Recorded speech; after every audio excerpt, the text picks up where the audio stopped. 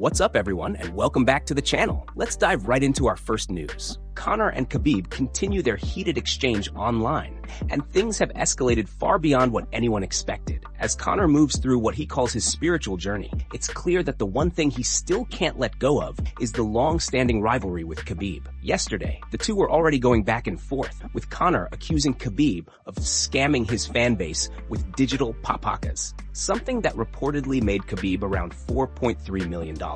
Since that update went public, the fire has only grown stronger. We last left off with Khabib responding to Conor, saying he'll never darken his name after being destroyed in the octagon. But Conor, never one to stay silent, instantly jumped back on X and unleashed a new message. He demanded an apology, accusing Khabib of using his late father's name to sell overpriced gifts. Conor pointed out that something being sold can't be considered a gift, calling Khabib a low-IQ troglodyte and laughing at what he described as shameless behavior. He ended his post by accusing Khabib of scamming people through the memory of his father, calling it shameful. That's when Khabib fired back, saying his account was helping 56 former addicts at his rehabilitation centers in Dagestan. He invited Conor to come to Dagestan, claiming they would take care of him, then took a shot at Conor's time in Mexico, implying it did nothing for him. Conor instantly responded, asking who he would even meet there, since, according to him, it definitely wouldn't be Khabib. He accused Khabib of lying, calling him a tax-dodging scammer who was on the run.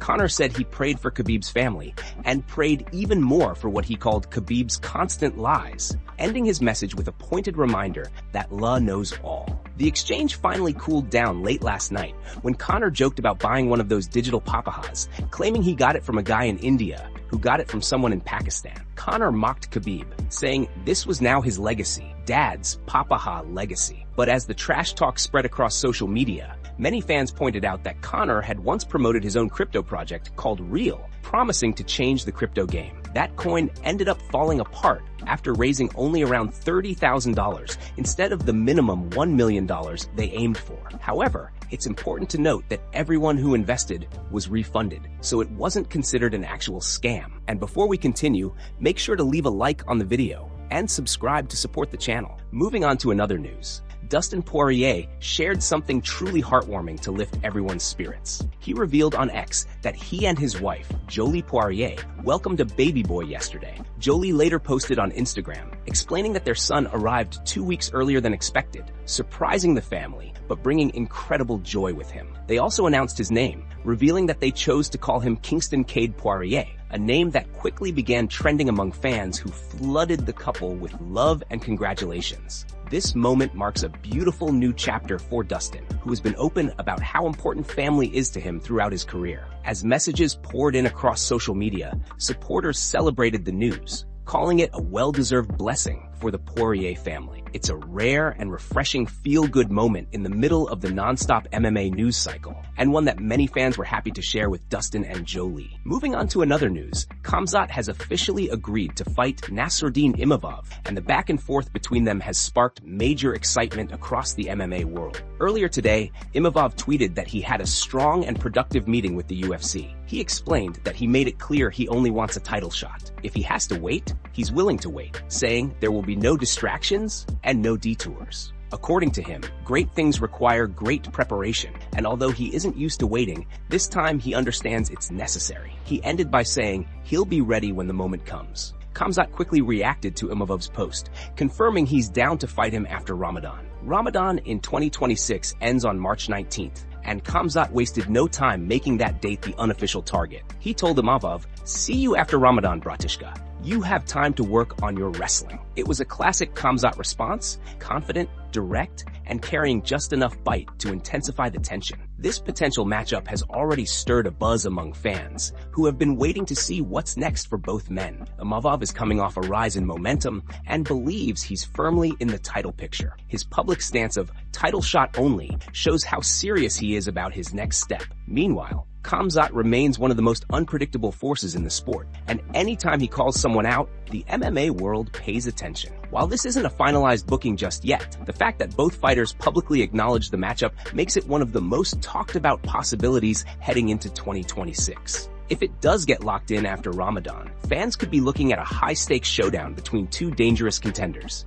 each with something to prove and everything to gain. Moving on to another news, Islam Makhachev is still in Khabib's shadow according to Tyron Woodley. Now that Islam has become a two-division UFC champion, fans and analysts have been debating whether his legacy finally measures up to that of his longtime friend Khabib. Despite Islam achieving something Khabib never did, winning both the lightweight and welterweight titles, Woodley doesn't believe Islam has surpassed the undefeated legend. He explained that ever since Islam joined the UFC, his name has been tied to Khabib so tightly that it's hard for many people, including Woodley himself, to think of Islam without immediately thinking of Khabib. Woodley said that when people bring up Islam, the first thing that comes to mind is Khabib's prodigy, a title that still follows the champion even now. Woodley also pointed out that although Islam's resume is impressive, he didn't beat Woodley for the welterweight belt, nor did he defeat Georges St-Pierre. Woodley emphasized that Islam, despite being a dominant champion, is still relatively unknown internationally when compared to the global impact Khabib had during his undefeated run. He added that Islam's win over JDM came in the Australian fighter's first title defense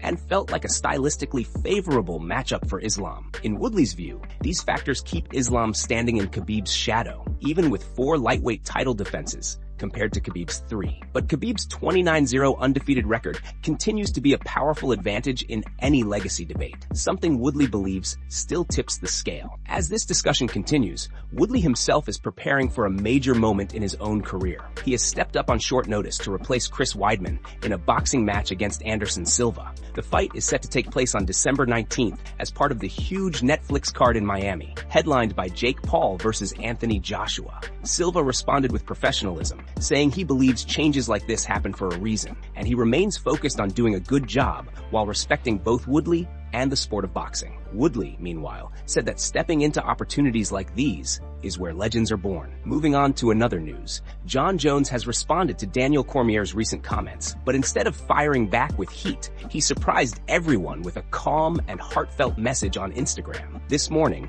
Jon appeared on video and took a moment to wish people a happy Thanksgiving, especially those who aren't able to spend the day with friends or family. He reminded viewers that even if no one tells them they're loved today, he loves them, and so does his dog, Dutch, who sat beside him during the clip. Jon gently asked Dutch to confirm it, and with a playful little reaction, he did. Jon closed the message by telling everyone to have a blessed day, spreading warmth and positivity rather than continuing any tension with Cormier. It was a rare, peaceful moment from Jon, showing a softer side that fans don't often get to see. Moving on to another news, Joshua Van has sent a strong warning to Alexandre Pantoja ahead of their upcoming clash at UFC 323. With only a few weeks left until fight night, Van made it clear that he isn't buying into the narrative that Pantoja is the old-school veteran facing a rising, new-school talent. He said he doesn't like how people label the matchup that way, because to him, this fight is simply about proving himself against a champion many believe is unbeatable. Van explained that he expects the absolute best version of Pantoja to show up, and he's ready to meet that intensity with his own. He believes he can get a finish inside 3 rounds. But if the fight ends up going the full 5, he's fully prepared for that as well. Van added that game plans only go so far, and once fight night arrives, the reality inside the cage can shift instantly. He said he's ready for anything Pantoja brings to the table and confident in the preparation he's done. Speaking about Pantoja, the champion recently opened up in an interview with Hum Fight, where he talked about supporting his teammate, Kyoji Horiguchi, in his journey to capture the UFC flyweight title. Pantoja said that if he beats Joshua Van at UFC 323, he hopes the UFC will consider setting up a future title fight between him and Kyoji. He shared that when Kyoji spoke about returning to the UFC with hopes of winning the belt, Pantoja told him he would help him achieve that dream. He did acknowledge that fighting a close friend would be emotionally challenging, explaining that he loves Kyoji a lot,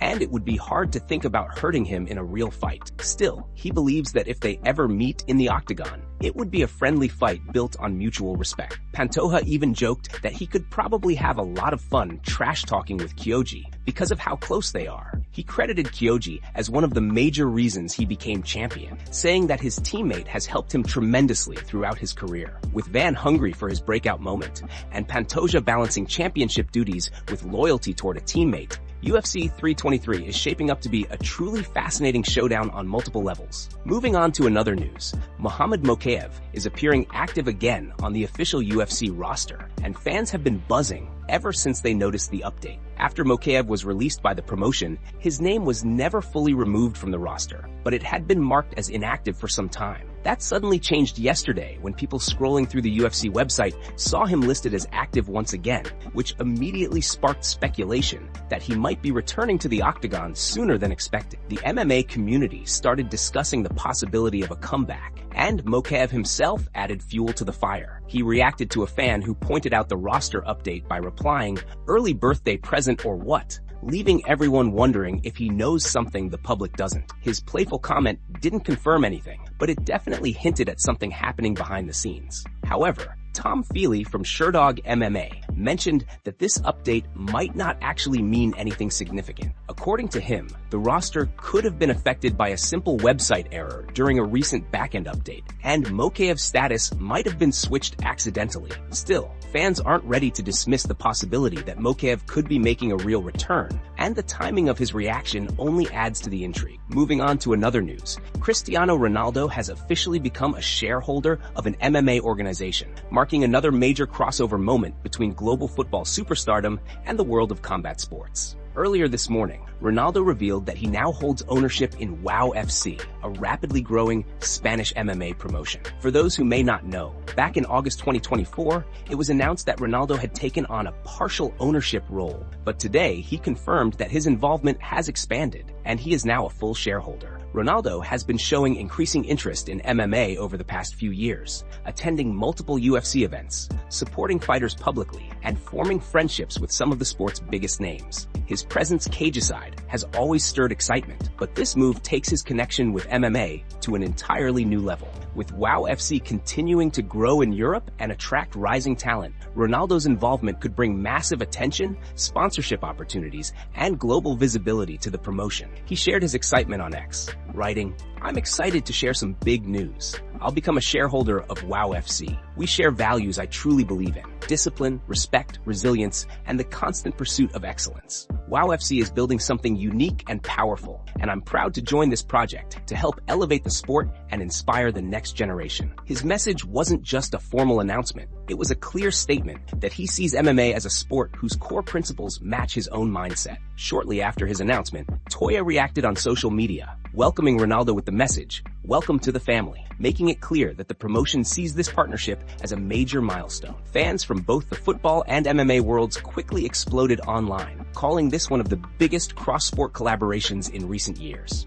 With Ronaldo's global influence, WOW FC now stands to gain unprecedented attention, and many believe this move could inspire other major athletes to invest in combat sports promotions. For now, Ronaldo's entry into MMA ownership marks a powerful moment, signaling how far the sport has come and hinting at how much bigger it may become. Moving on to another news, Ilia has revealed some personal struggles that will keep him out of action for the first quarter of next year. As Dana White mentioned, Ilia is currently dealing with personal matters that require his full attention. Ilia took to X to share the news with his fans, explaining that he's going through a difficult moment in his personal life and wants to focus on his children while resolving the situation as quickly as possible. He emphasized that he doesn't want to hold up the division and assured fans that the UFC will continue making the necessary matchups in his absence. Ilia also promised that as soon as his personal matters are settled, he will notify the UFC and be ready to return to competition. His message was heartfelt, showing his dedication both to his family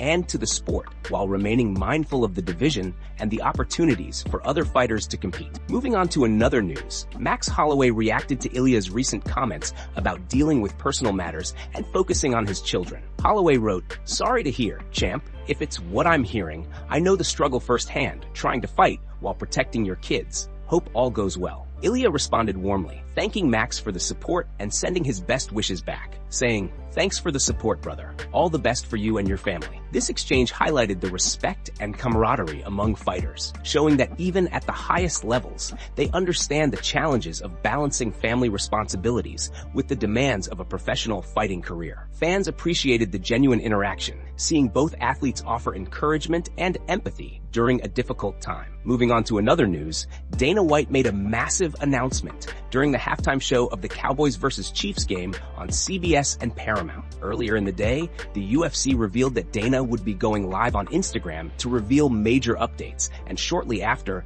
a new trailer for the Paramount deal dropped. The trailer featured Ilia facing off with Paddy, instantly sparking speculation. During the halftime broadcast, Dana officially confirmed that the main event for UFC 324 will be Paddy vs. Gaethje for the interim lightweight title.